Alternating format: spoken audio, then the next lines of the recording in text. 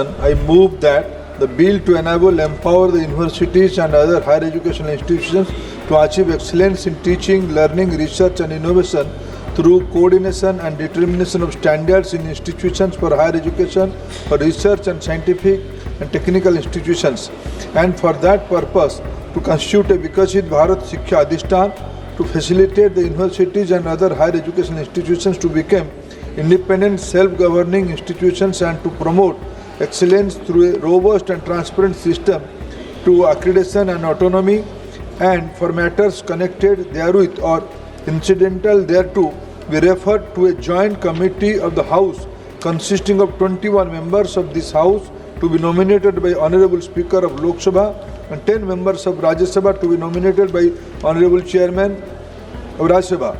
जो सदस्य प्रस्ताव के पक्ष में नहीं और ना कहें, क्या जेपीसी में नहीं भेजना चाहते? आप चर्चा करना चाहते हैं? नहीं बोलो, आप चर्चा करना चाहते हो करा लें कल चर्चा। मेरे विचार में निर्णय हाँ वालों के पक्ष में प्रस्ताव स्वीकृत हुआ।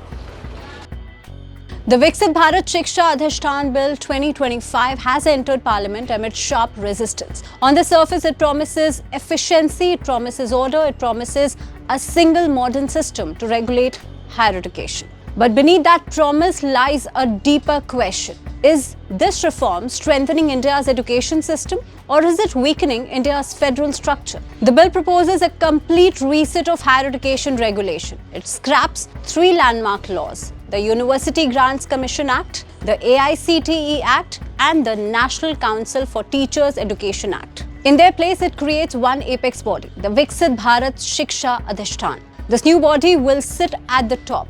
Under it will be 3 councils, one for regulation, one for accreditation, one for academic standards. The government says this will end overlap. It says it will reduce red tape. It says it aligns with the National Education Policy 2020. But critics say the structure centralizes power like never before. Now here's the reason why.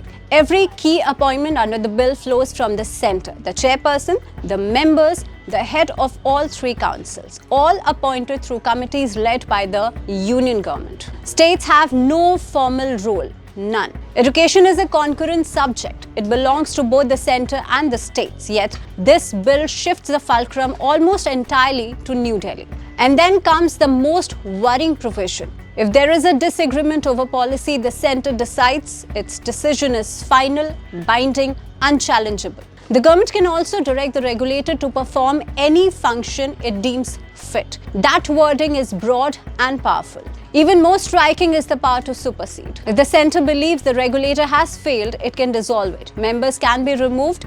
Control can be taken over completely until the body is reconstituted. Now, that is not light regulation, that is executive control. Regulators are meant to be independent, especially in education. Independence protects academic freedom, it protects diversity, it protects dissent. This bill weakens that firewall, and funding deepens the concern. The proposed fund will rely mainly on union grants. States can contribute, but the centre holds the purse strings. Financial dependence often leads to policy dependence. Opposition parties argue this is not just administrative reform. They say it is structural overreach. They say federalism is being hollowed out quietly, clause by clause. State universities operate in local realities. Language, society, economy, uniform regulation from Delhi risk flattening that diversity. Even the bill's Hindi nomenclature has drawn criticism, not because of language alone, but because it signals a centralized vision of what Viksit Bharat means. The government defends the bill. It says regulation will be light by tight, minimal interference, strong accountability.